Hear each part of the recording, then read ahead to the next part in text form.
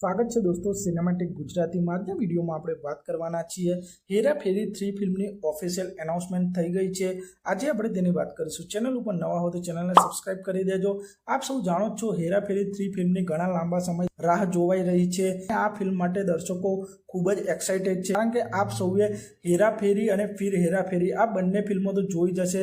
આ cult classic comedy ફિલ્મો છે। ડાયરેક્ટર પ્રિયદર્શનના જન્મદિવસે અક્ષય કુમારે ટ્વિટર ઉપર પોસ્ટ કરતા તેમણે बर्थडे विश કર્યું હતું અને તેમાં તેમને વિશ કરતા લખ્યું હતું કે ચલો કરતે હે ફિર થોડી હેરાફેરી અને આ પોસ્ટમાં તેમને પરેશ રાવલ અને સુનિલ શેટ્ટીને પણ ટેગ કર્યા હતા અને પ્રિયદર્શને તેમનો વળતો જવાબ આપતા તેમને થેન્ક યુ કહીને રિપ્લાય આપ્યો હતો કે તેઓ હેરાફેરી 3 ને ડાયરેક્ટ કરશે અને અક્ષય કુમારને કહ્યું હતું તમે પણ હેરાફેરી 3 ફિલ્મમાં કામ કરવા માટે તૈયાર છો એમ કહીને પ્રિયદર્શને હેરાફેરી 3 ફિલ્મ માટે ઓફિશિયલ એનાઉન્સમેન્ટ કરી દીધી છે અને હેરાફેરી 3 ફિલ્મમાં ફરી એક વખત અક્ષય કુમાર પરેશ રાવલ સુનિલ શેટ્ટીની જોડી પડદા ઉપર જોવા મળવાની છે। આમ હેરાફેરી 3 ફિલ્મ હવે ટૂંક જ સમયમાં બનવા જઈ રહી છે।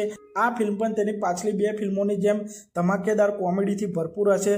તો આપ સૌ ફરી એક વખત રાજુ શ્યામ અને બાબુરાવની જોડીને પડદા ઉપર જોવા માટે કેટલા એક્સાઇટેડ છો તે કોમેન્ટ કરજો અને પ્રિયદર્શન આ ફિલ્મનો એક પ્રોમો પણ ટૂંક જ સમયમાં રિલીઝ કરવાના છે।